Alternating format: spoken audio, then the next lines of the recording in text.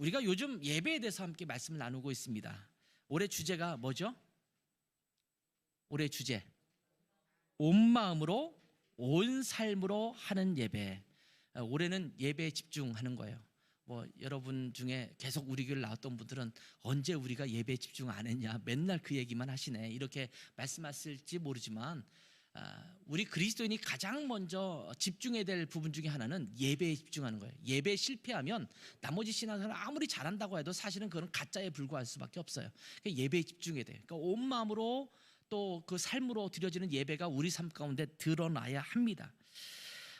오늘 이제 예배에 대해서 또 말씀을 할 건데, 오늘 교회 주보를 쭉 보시면 알겠지만 주보에 순서가 나오잖아요. 많은 분들이 예배에 참석해서 다 같이 자리에서 일어서서 이렇게 하면서 쭉 일어나잖아요. 그리고 찬송도 부르고 하는데 왜 그렇게 하는지를 대부분이 몰라요.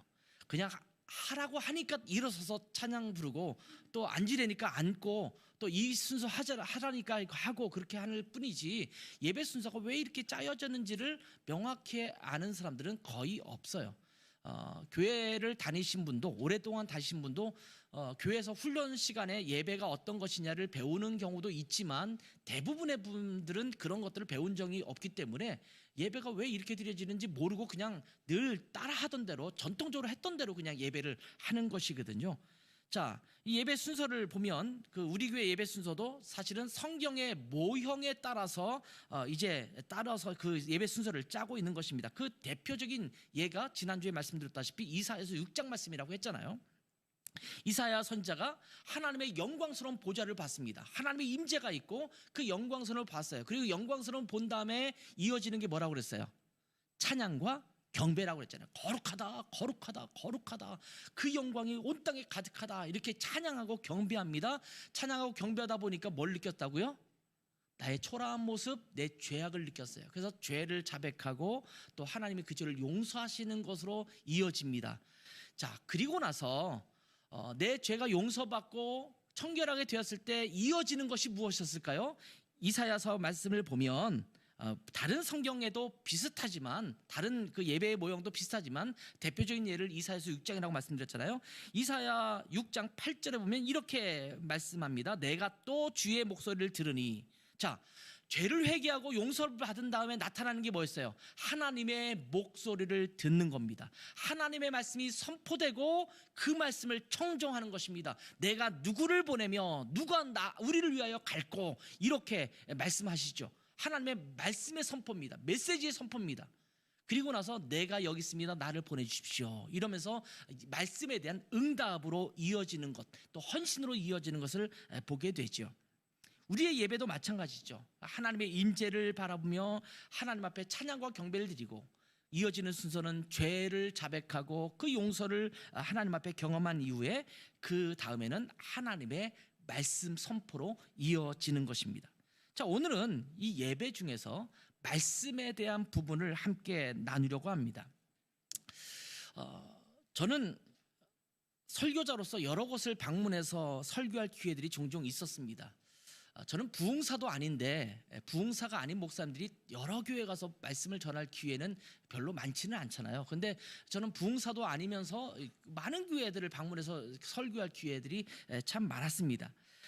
그런데 어떤 곳에서는 제가 전하는 그 말씀을 듣고 회개와 결단이 일어나는가 하면, 어떤 교회 가서는 별 반응이 보여지지 않는 그런 경우도 있습니다.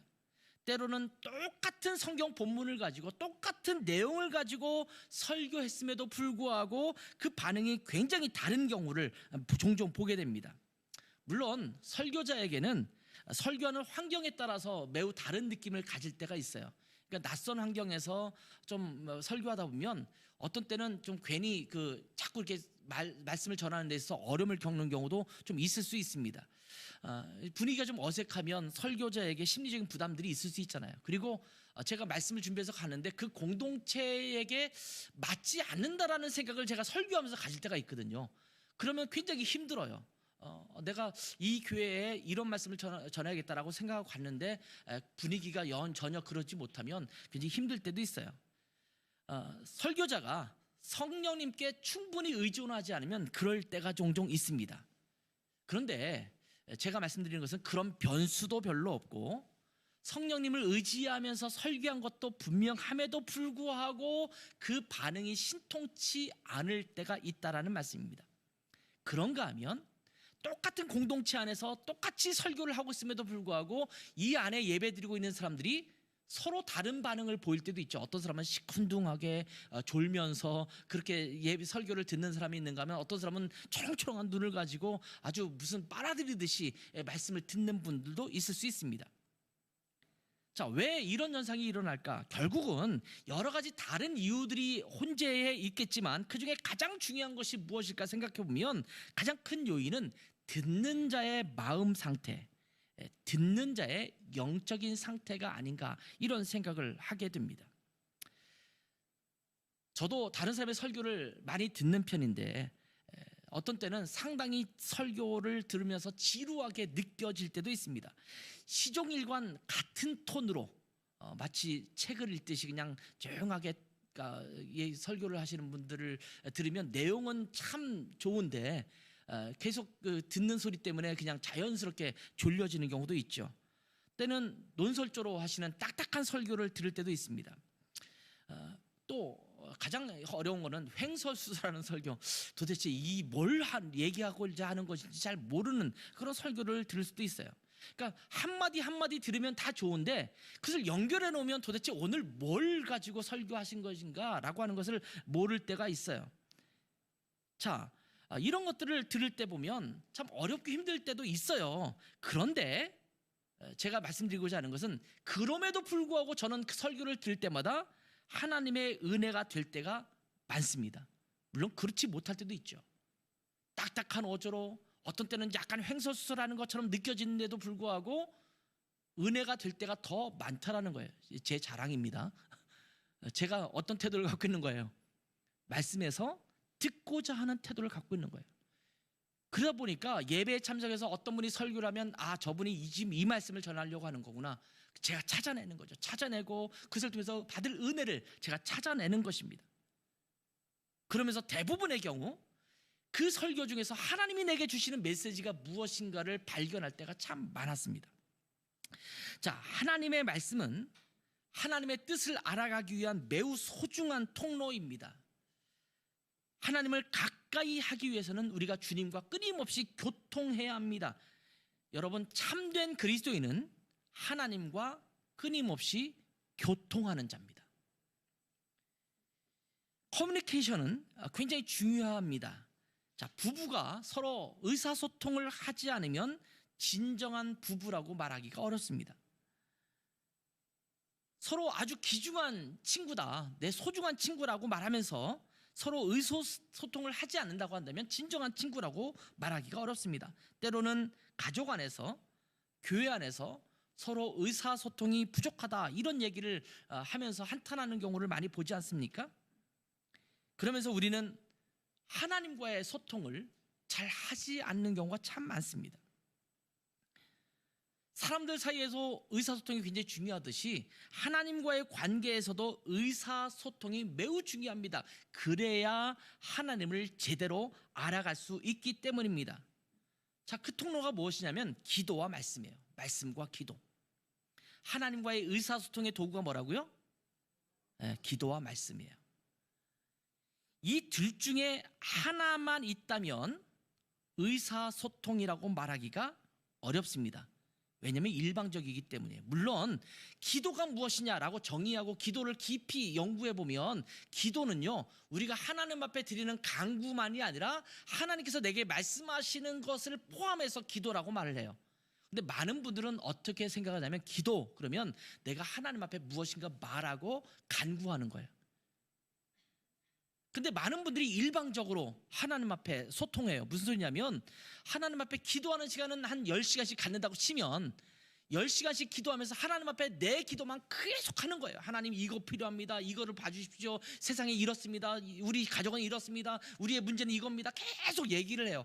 다 기도한 다음에 툴툴 털고 집으로 가요. 자, 하나님께서 그 기도를 들으시고 그랬구나 라고 하면서 말씀하시려고 하는데 말씀을 듣지를 않아요. 자기 얘기만 하고 떠나가는 거예요. 그러면 안 되죠. 하나님의 말씀에 귀를 들여야 돼요. 반대인 경우도 있죠. 어떤 사람은 기도는 거의 하잖아요. 계속 말씀 듣는 것만 집중해요. 그러니까 큐티도 하고 설교도 듣고 성경 공부도 하고 하는데 내가 하나님 앞에 그것에 대해서 반응하고 또 하나님 앞에 기도하는 내용들을 잃어버릴 때가 참 많죠. 그것도 일방적인 거죠. 이 기도와 말씀은요, 하나님과 우리가 계속적으로 의사소통하는 거거든요. 이것이 균형을 아주 잘 잡아야 되는 것이 필요합니다. 우리가 하나님과 소통하기 위해서는 말씀을 잘 들어야 합니다. 또 기도로 우리의 이야기들을 주님께 아뢰어야 합니다. 근데 우리는 자꾸 들으려고 하지 않죠. 하나님께 귀를 기울이는 것을 게을리하고 있습니다. 여러분은 어떻습니까? 계속 주님과 의사소통하고 계세요? 하나님께 귀를 기울이고 계세요? 여러분이 직장에서 일할 때, 가정에서 지낼 때, 또 학교에서 지낼 때에 그런 상황 속에서 주님께서 내게 끊임없이 말씀하시는 것을 귀 기울여 듣냐라는 거예요. 어떤 분들과 얘기할 때 참 얘기하면서 짜증나는 분들이 종종 있어요. 그런 분들은 어떤 분들이냐면 자기 얘기만 하는 사람. 내가 어떤 얘기를 해도 자기 얘기를 계속 주관적으로 이 얘기는 듣지 않고 자기 얘기만 계속 해나가면 얘기하다 보면 무슨 벽에다 대게 얘기하는 것 같기도 하고 일방적으로 자꾸 자기 얘기만 하다 보니까 힘들어요. 좀 얘기하려면 좀 내가 좀 대화를 바꿔보려고 다른 주제를 꺼내도 여전히 잠깐 얘기를 내가 한마디 하면 그 다음에 이어지는 대화는 자기 얘기만 또 계속 반복해서 하는 사람들이 종종 있잖아요. 그러면 참 쉽지가 않아요. 근데 우리가 하나님 앞에 말씀만 드리지 말고 하나님께 귀를 기울이는 것이 필요합니다. 자, 바울과 실라와 디모데가 선교 여행을 하고 있습니다. 가는 곳마다 유대인의 회당에 들러서 복음을 전했습니다. 예수 그리스도를 증거했습니다. 예수님께서 우리의 메시아이시고 우리의 구세주인 것을 증거했습니다. 그런데 오늘 본문 이전에 있는 내용을 보면 바울과 실라가 데살로니가에서도 성경을 풀어가며 복음을 전도했습니다. 경건한 헬라인들의 큰 무리와 적지 않은 기부인들이 예수를 믿습니다. 그렇지만 유대인들이 이것을 시기를 해서 불량한 사람들이라고 성경에 표현되어 있는데 아마 깡패 같은 사람들이겠죠. 이런 사람들을 데리고 와서 바울과 실라가 말씀 전하는 것을 방해하는 내용이 바로 이전에 있는 말씀이 등장합니다. 결국 바울과 실라는 몸을 피해서, 얼마나 불안했으면 몸을 피해서 베레아라는 곳으로 이동해서 그곳에서도 말씀을 전하기 시작합니다. 자, 베레아에 가서도 유대인의 회당에 들어가서 말씀을 전했는데 베레아에 있는 사람들은 데살로니가 사람들과는 달리 하나님의 말씀을 주의 깊게 듣고 살펴서 많은 사람들이 주님 앞에 돌아왔다. 이 내용이 오늘 읽은 본문의 내용입니다. 그런데 데살로니가에 있는 유대인들은 어떻게 하냐면 베레아까지 찾아와서 말씀 전하는 이들을 회방하고 소동을 일으키는 장면이 오늘 본문에도 또 기록되고 있죠. 그런데 오늘 말씀 중에서 11절, 12절 말씀은 우리에게 몇 가지 말씀에 대한 중요한 것을 소개해 주고 있습니다. 베레아에 있는 사람들은 데살로니가에 있는 사람들보다 더 너그러워서 간절한 마음으로 말씀을 받고 이것이 그러한가 하여 날마다 성경을 상고함으로 그 중에 믿는 사람이 많고 또 헬라의 귀부인과 남자가 적지 아니하나. 자, 이 말씀에서 데살로니가 사람들과 베레아 사람을 비교하면서 하나님의 말씀을 듣는 태도에 대해서 말씀해 주고 있습니다. 똑같은 말씀을 전하면서도 듣는 사람들의 태도에 따라 다른 모습, 다른 반응을 보여주고 있다고 말씀하고 있는 겁니다. 우리가 하나님의 마음을 헤아리면 또 하나님의 마음을 헤아리고 또 하나님과 가까이 하려면 참된 그리스도인으로서 우리가 이 세상에서 제대로 살아가려면 하나님의 말씀을 듣는 태도를 바꿔야 합니다. 그렇다면 어떤 태도로 말씀을 들어야 할까요? 우리가 예배를 드리면서 말씀 시간이 있잖아요. 설교 시간이 있잖아요. 그럼 이 설교 시간에 말씀을 듣는 시간에 물론 이것을 좀 확대한다면 여러분이 큐티를 하든지 성경 공부를 하든지 그 시간에도 하나님의 말씀을 듣는 시간인데 이때에 어떤 태도로 하나님의 말씀을 들어야 할 것인가를 본문에서 잘 교훈해 주고 있습니다. 그 첫 번째가 뭐냐면 열린 마음입니다. 뭐라고요? 열린 마음. 11절에 보면 베레아에 있는 사람들은 데살로니가에 있는 사람들보다 더 너그러워서, 이런 표현이 등장해요. 너그러워서. 이 너그럽다라는 표현은 말씀을 받되 기꺼이 쾌히 받으려는 마음으로 받았다라는 표현입니다. 다시 말하면 열린 마음으로 그 말씀을 들었다. 너그럽다는 표현은 그것입니다. 열린 마음이에요. 뭐라고 말씀하신지 호기심과 관심을 가지고 들으려고 하는 겁니다. 자, 열린 마음의 상대적인 표현은 뭘까요? 닫힌 마음이죠. 닫힌 마음. 오늘 본문 전에는 데살로니가 사람들에 대한 이야기가 나왔다 이렇게 말씀드렸잖아요. 이 데살로니가에 있는 사람들이 가졌던 태도는 닫힌 마음입니다. 닫힌 마음. 물론 데살로니가에서도 말씀을 듣고 반응하고 또 구원받고 이런 사람들이 있었습니다만 상당히 많은 유대인들은 그 마음을 닫고 들으려고 하지 않습니다. 반대하기로 작정하고 방해하기 위해서 나선 것입니다. 오늘 본문의 13절에 있는 말씀을 보면 데살로니가에만이 아니라 베레아까지 찾아와서 말씀 전하는 것을 방해하고 있는 것을 보죠. 원정에 와서 방해하는 것입니다. 이들은 말씀에 대해서 완전히 마음을 닫아버린 상태를 보여주고 있습니다. 그럼 닫힌 마음이 뭘까요? 닫힌 마음. 닫힌 마음은 이런 것들입니다. 어떤 거냐면 편견을 갖고 듣는 거예요. 듣기 전부터 자기 나름의 기준을 가지고 선입견을 가지고 듣는 것입니다. 자기의 기준을 바꾸려는 마음이 전혀 없는 상태입니다. 이런 사람들에게 말씀을 전하는 것은 쉽지가 않습니다. 왜냐하면 나는 이미 내가 갖고 있는 생각을 바꾸려는 마음 자체를 갖고 있지 않은 아주 고집을 갖고 있기 때문에 쉽지가 않은 거예요. 그래서 내 편인가 아닌가를 따집니다. 나랑 지금 맞는가 안 맞는가. 내 뜻과 맞으면 수긍해요. 그래서 오늘 은혜 받았습니다. 말씀에 은혜 받았습니다. 라고 말하는 대부분의 경우는 내가 생각했던 것과 같습니다. 이거예요. 근데 은혜를 못 받는 건 뭐예요? 상대적으로 내 생각은 그게 아니에요. 이럴 때 은혜 못 받아요.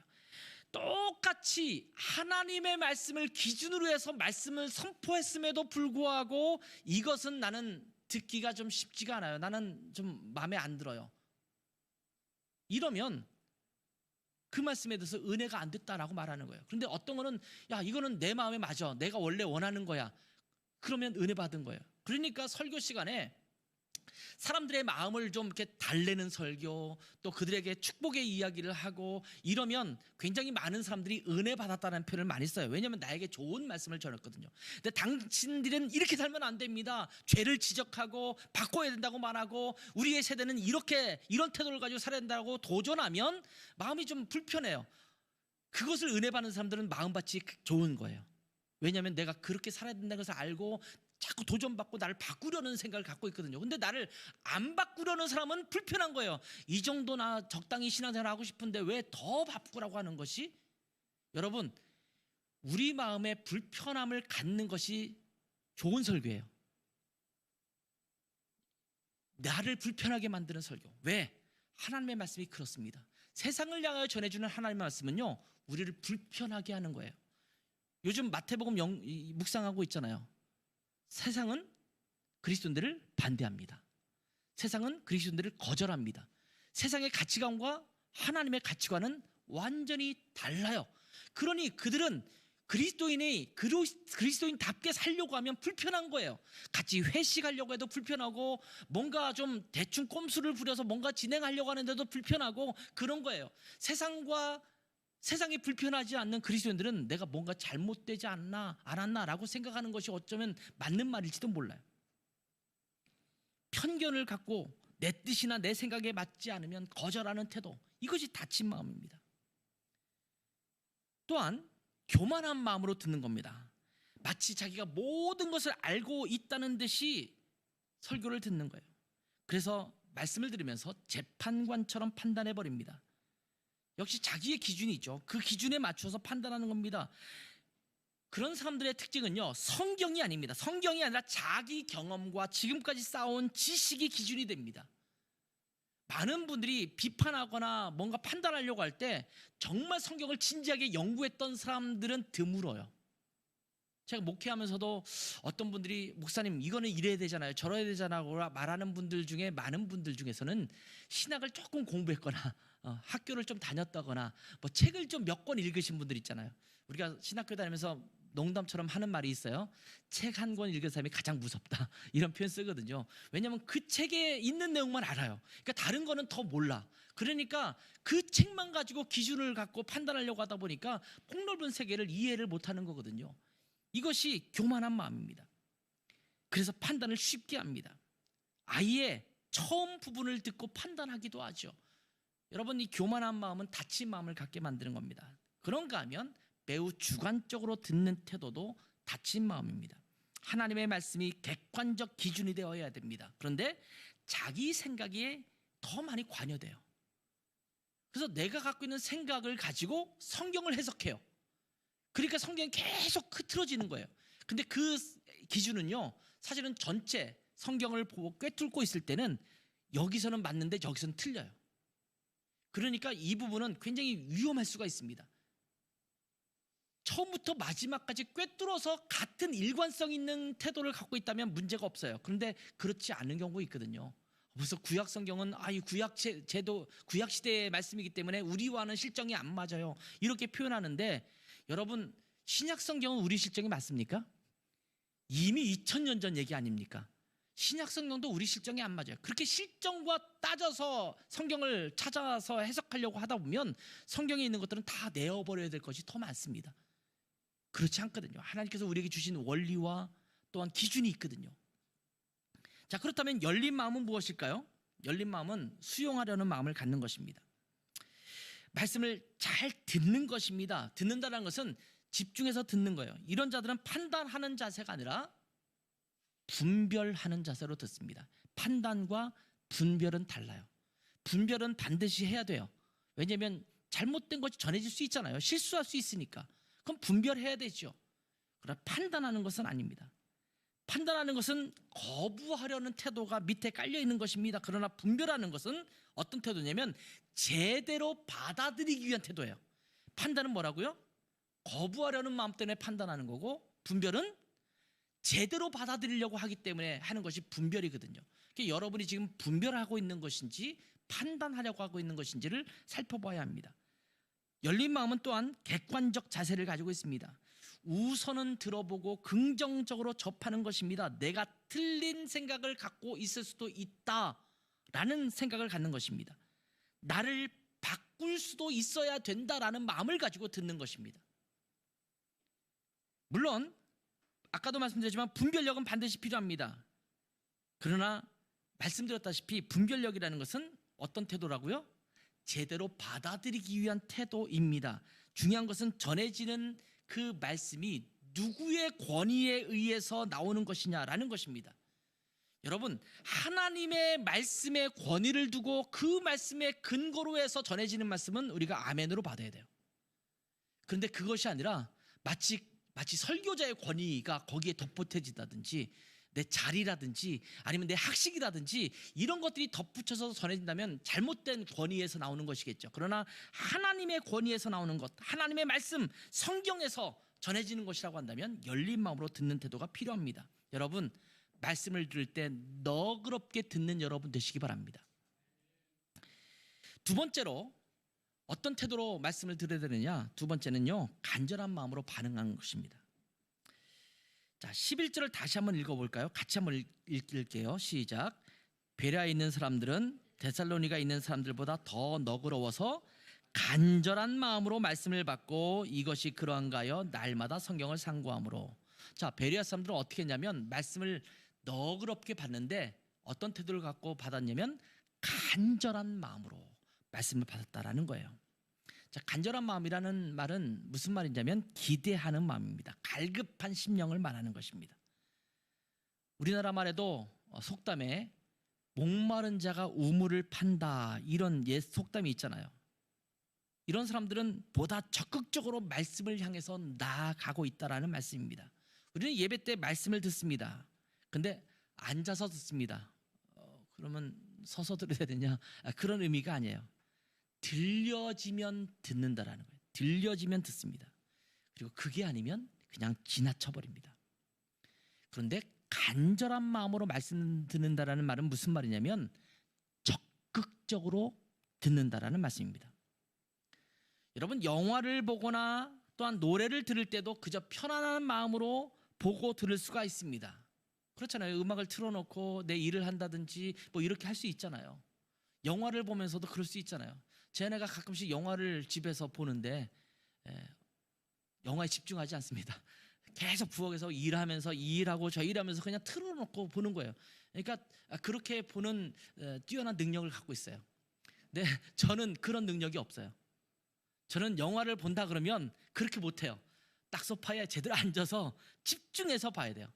심지어 어떻게 하냐면 내가 좀 놓친 부분 있으면 되감기를 해요. 제 아내가 싫어해요. 그래서 자꾸 되감는다고. 그냥 지나치면 되지 뭘 되감냐 그래요.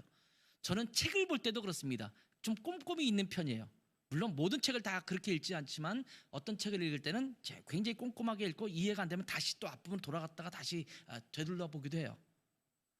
저는 심지어 만화책을 볼 때도 그렇습니다. 만화책 보다가 꼼꼼히 다 대사를 읽고 이렇게 표정도 보고 넘기지 그냥 대충대충 이렇게 넘기는 걸 못해요. 물론 어떤 거는 그렇게 넘어갈 것도 있지만 제가 정말 보고 싶은 것들은 그렇게 하지 않는 편입니다. 정말 보고 싶은 것은 대사 하나, 장면 하나 놓치고 싶지 않다라는 마음을 가지고 보는 겁니다. 근데 우리는 때로 하나님의 말씀을 들을 때 그러하지 못할 때가 많습니다. 적극적으로 귀를 쫑긋 세우고 들어야 되는데 그렇지 못할 때가 많다는 겁니다. 여러분, 말씀을 놓쳐서 아쉬워 본 적이 있으십니까? 지난주 말씀을 듣고 뭔가 내가 놓친 게 있나 해서 다시 유튜브를 보시는 분 계세요? 그런 분, 좋습니다. 할렐루야입니다. 계속 반복해서 듣는 거예요. 왜냐하면 듣는 것을 통해서 내가 한 번 듣는 것은 한 20%도 남잖아요. 반복해서 듣고 또 들어야지만 그것이 내 안에 들어오거든요. 말씀도 마찬가지예요. 성경 일독했다고 한 번 다 완독했다고 해서 성경을 다 하는 게 아니에요. 저는 수십 번을 읽었는데도 불구하고 읽을 때마다 새로워요. 그 말씀을 반복적으로 듣고 간절히 듣는 그런 마음이 우리 가운데 있어야 될 줄 믿습니다. 그러니까 말씀을 들을 때는 집중해야 돼요. 간절한 마음으로 받는 거예요. 그리고 또 말씀을 어떤 태도로 들었냐면 더 깊이 알아가고자 하는 마음을 갖고 들어야 합니다. 여러분, 듣는 곳에서 그치면 안 됩니다. 더 나아가서 깊이 알아가고자 하는 마음이 있어야 합니다. 제가 독일에 사역하면서 몇몇 형제들은 예배 끝나고 또 그 주간에 전화가 와요. 목사님 집에 좀 잠깐 가도 돼요? 오세요. 오면 지난주에 이런 말씀을 했는데 그 말씀에 대해서 나누고 싶어요. 그래서 제가 설교한 내용을 묻는 게 뭐냐면 더 알고 싶은 마음이에요. 이런 부분은 어떻게 하면 좋겠어요? 이 부분은 어떤 것으로 연결될 수 있을까요? 그럼 자기의 고민과 생각을 얘기하면서 더 결부시키는 거예요. 알고 싶어하는 그런 마음이 있는 겁니다. 더 깊은 알매 욕구가 우리 가운데 있어야 된다는 말씀입니다. 자, 11절 다시 보면 여기 보면 간절한 마음으로 말씀을 받았는데 이것이 그러한가 하여 날마다 성경을 상고했다라는 표현이 등장하죠. 이것은 능동적 자세를 말하는 것입니다. 여러분은 말씀을 들을 때 능동적입니까? 수동적입니까? 자, 능동적인 것과 수동적인 표현은 어떤 거냐면 가만히 있는 것과 빨아들이는 것의 차이입니다. 요즘 음식을 먹는 먹방이나 이런 것들이 많잖아요. 그때 이런 표현을 많이 쓰더라고요. 음식을 흡입한다, 이런 표현을 쓰잖아요. 정말 목이 마르고 갈증이 날 때는요 벌컥 마시지 않습니까? 근데 이미 수분이 몸에 충분하다고 생각할 때는 물 한 컵을 마시기도 쉽지가 않잖아요. 목 넘김도 쉽지가 않잖아요. 근데 배고프면 이것이 마치 흡입하듯이 먹을 때도 있는 것입니다. 하나라도 놓치지 않겠다라는 심정으로 말씀을 상고하는 것입니다. 그러한가 하여라는 말은 의심스러워서 연구하는 것이 아닙니다. 정말 그러한가 하여라는 표현입니다. 상고한다라는 표현이 등장하는데 이 상고한다라는 표현은요 꼼꼼하게 따져서 검토하고 참고하는 것입니다. 면밀히 연구하는 태도입니다. 더 깊이 연구하는 태도입니다. 여러분, 어떤 것은요 어느 정도 알고 나면 더 깊이 알고 싶어지는 것들이 있죠. 더 깊은 맛을 알기를 원하는 것입니다. 때로는 운동이 그럴 수 있잖아요. 처음에는 운동을 그냥 시작했는데 운동을 점점 그 운동을 하다 보니까 이거 좀 더 깊이 이 운동에 좀 빠져들고 싶다라는 마음이 들 수 있죠. 음악도 마찬가지입니다. 학문의 세계에서도 그런 일이 있을 수 있죠. 저는 커피를 즐겨 내리는데 커피 이제 드립을 많이 해요. 핸드 드립하고 하는데 커피를 즐기면 즐길수록 커피 콩의 종류와 또 그것을 드립하는 종류와 드리퍼와 이런 것들이 어떤 형태로 갖춰졌을 때 어떤 맛을 내는가 이런 거에서 점점 더 알아가고 싶은 마음이 생겨요. 그러니까 제가 학원까지 다닌 거 아닙니까? 바리스타 학원 다니면서 더 연구하고 공부하고 집에서 계속 내리면서 그렇게 듣는 거예요. 왜? 더 맛을 즐기기 위해서. 그렇다고 제가 뭐 커피를 엄청나게 즐기는 마니아는 아니지만 그렇게 즐기는 것 아니겠습니까? 왜 그럴까요? 더 알고 싶어서 그렇게 하는 것입니다. 신앙도 마찬가지입니다. 더 깊은 믿음의 세계로 들어가고 싶은 마음이 있으니까 능동적으로 하고 싶은 거예요. 저는 여러분들이 저에게 찾아와서 이랬으면 좋겠어요. 목사님 좀 성경 공부 좀 해주세요. 좀 더 배우고 싶어요. 더 알고 싶어요. 저희 교회는 1:1 양육을 기본적으로 하면 좋겠다라고 제가 이제 권고하는 편이잖아요. 1:1 양육을 하신 분들도 있고 하는 분들도 있고 그런데 우리 새로운 우리 형제도 이제 다음 주부터 1:1 양육을 이제 시작하기로 했어요. 너무 좋아하는 마음이 저는 기뻤어요. 1:1 양육을 하겠다라는 마음을 간절하게 품고 있다라는 게 저는 감사하더라고요. 그게 무슨 태도냐면 능동적인 태도거든요. 내가 좀 더 알고 좀 더 배우고 싶다라는 마음을 갖고 있는 것입니다. 말씀을 듣고 나면 아 그런가 보다 라고 끝나는 것이 아니라 와 이런 말씀이 있었다니 좀 더 살펴봐야겠다, 자세히 알고 싶다 라고 작정하고 말씀 안으로 말씀 속으로 들어가는 것입니다. 여러분에게 그런 마음이 있으십니까?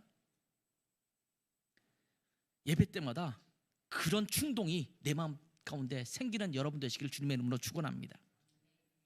그런데 정말 중요한 것 하나는, 마지막으로 중요한 것 하나가 있어요. 그게 뭐냐면 말씀을 듣고 삶의 변화가 나타나야 한다는 것입니다. 뭐가 나타나야 된다고요? 삶의 변화가 드러나야 돼요. 말씀은요 지식을 위해 듣는 것이 아니라 삶의 변화를 위해서 듣는 것입니다. 가장 위험한 사람 중에 하나가 지식을 많이 쌓는 사람이에요. 성경에 대한 지식은 여기저기 잘 알고 있는데 삶은 그렇지 못해요.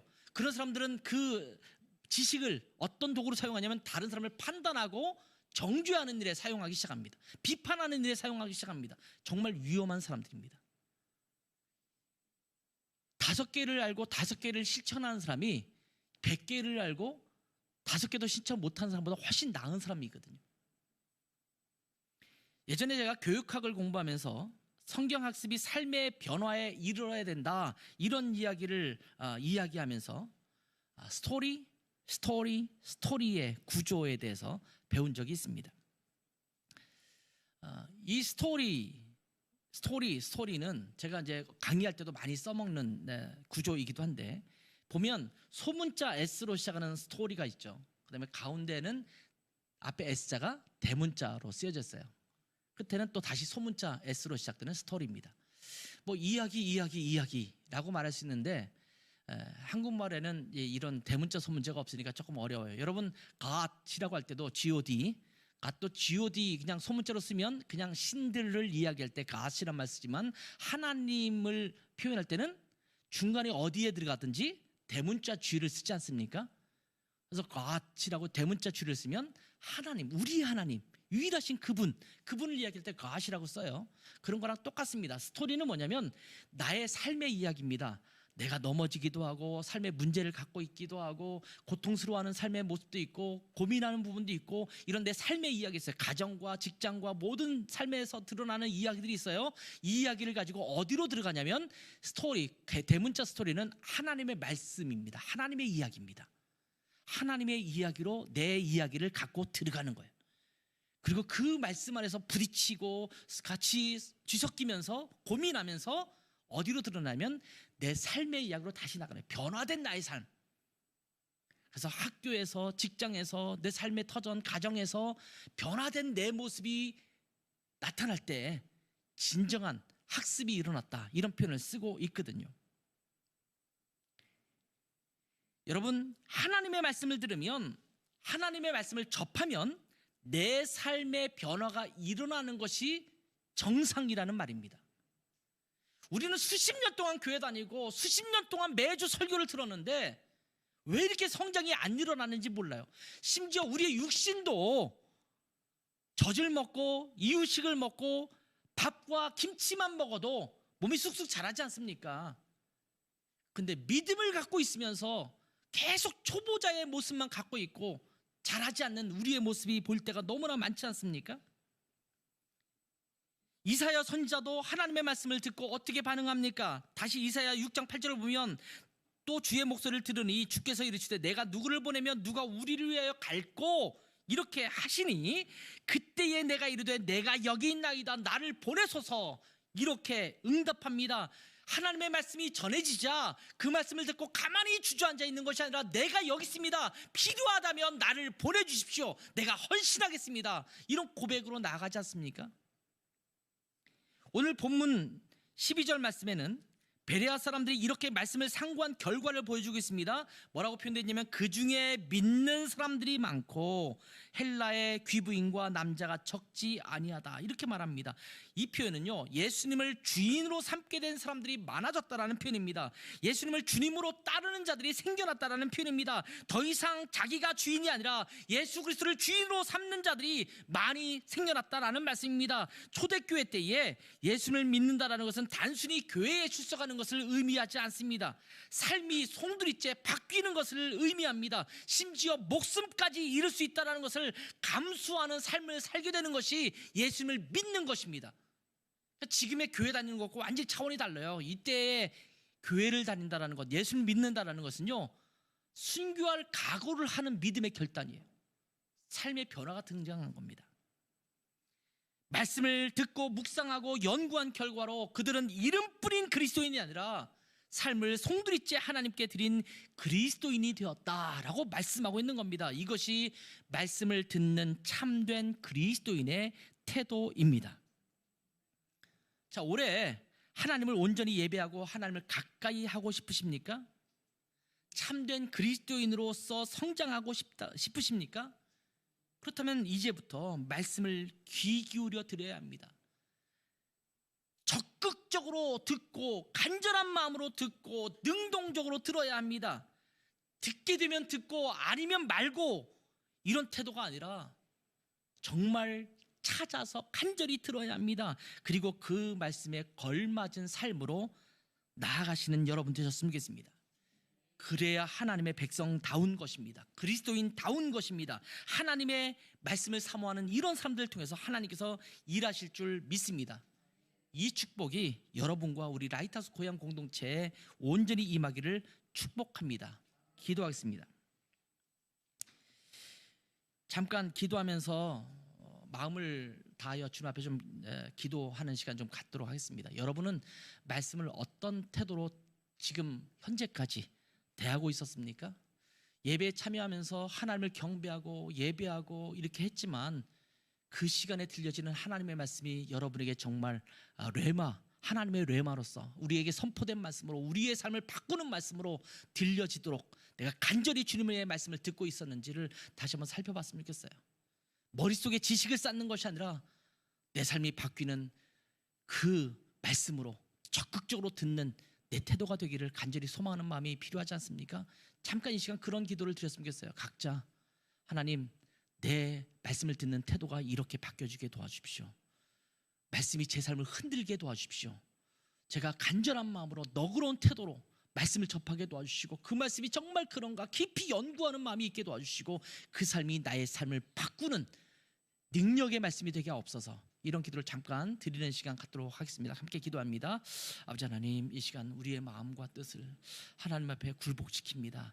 하나님, 제가 매주마다 예배를 드리고 또 예배를 드릴 때마다 말씀을 듣는데 이 말씀이 내 삶을 뒤바꾸는 정말 그리스도인다운 하나님의 사람다운 사람으로 만들어가는 하나님의 능력의 말씀이 내 삶 가운데 온전히 일어나고 있는지를 다시 한번 살펴보게 도와주시고, 하나님, 제가 예배를 드리면서 말씀을 들을 때마다 그냥 흘려보내는 것이 아니라 집중하여 하나님의 말씀에 적극적으로 능동적으로 반응하며 하나님 그 말씀에 헌신하는 우리의 모습이 될 수 있도록 축복해 주시기를 간절히 원합니다.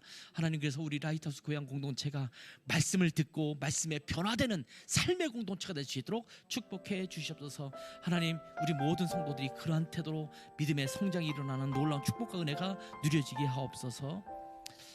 하나님 아버지, 저희가 말씀을 듣는 공동체가 되게 도와주시고 말씀이 삶에 깊이 들어와서 우리의 삶을 뒤바꾸는 그런 능력의 말씀을 경험하는 공동체가 되게 도와주시고 이 말씀이 우리의 삶의 현장에서 우리의 삶을 그리스도인다운 삶으로 하나님의 자녀다운 삶으로 바꾸는 놀라운 능력의 말씀이 될 수 있도록 은혜 주시기를 원합니다. 예배 때마다 이러한 역사가 나타나는 복된 예배 그리고 말씀이 되게 하옵소서. 예수님의 이름으로 기도했습니다. 아멘.